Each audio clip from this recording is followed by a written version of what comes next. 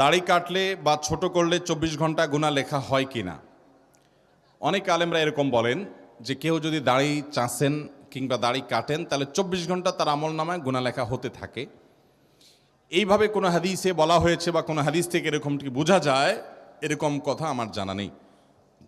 তবে এটা ঠিক, যদি কেউ নবী করিম সাল্লাল্লাহু আলাইহি সাল্লামের নির্দেশ আফুল্লুহা আর খুল্লুহা, নবীজি বলেছেন দাড়িকে লম্বা করো, দাড়িকে ছেড়ে দাও, এই নির্দেশ যদি কেউ অমান্য করে, এটা যদি কেউ লঙ্ঘন করে, তাহলে সেক্ষেত্রে সে গুনাহে লিপ্ত হয়। এটা ছোটোখাটো গুনাহ না, দাড়ি রাখাটা কোনো সুন্নাহ নয়, এটা ওয়াজিব। এটা হলো পুরুষত্বের মার্কা। মহিলাদেরকে আল্লাহ তাআলা চুল দিয়েছেন, তাদেরকে আল্লাহ নখ দিয়েছেন, অন্য সমস্ত লোমগুলো দিয়েছেন, শুধু দাড়িটা আপনাকে দিয়েছেন, তাদেরকে দেন নাই। আর বাকি সবগুলো তাদেরকেও দিয়েছেন, আপনাকেও দিয়েছেন। এটা পুরুষত্বের মার্কা। মোচ গোপ এটা আপনাকে দিয়েছেন, আল্লাহ তাআলা তাদেরকে দেন নাই। এই জন্য গোপ ছোট ছোট করবেন, রাখবেন, আর দাড়ি বড় করবেন, এটা পুরুষত্বের মার্কা। আল্লাহ তাআলা আমাদেরকে পুরুষত্বের মার্কা ধরে রাখার তৌফিক দান করুন। এটা যদি আপনি ফেলে দিতে চান তাহলে লক্ষণ ভালো না। এর মানে আপনি তাদের মতো হতে চাচ্ছেন, এটা জায়েজ না, এটা গুনাহের কথা।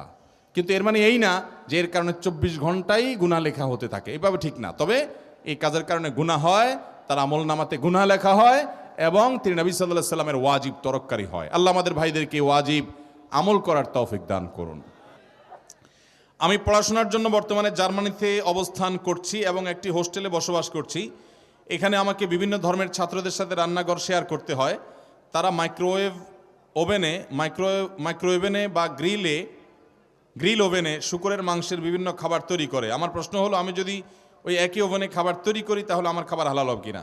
যদি আপনি একই ওভেনে আপনার খাবার রান্না করেন, তৈরি করেন, এবং ওই হারাম খাবার এটার সাথে মিশ্রিত হয়ে যায়, লেগে যায়, গন্ধ স্বাদ মিশে যায়, তাহলে সেটা আপনার জন্য হালাল হবে না।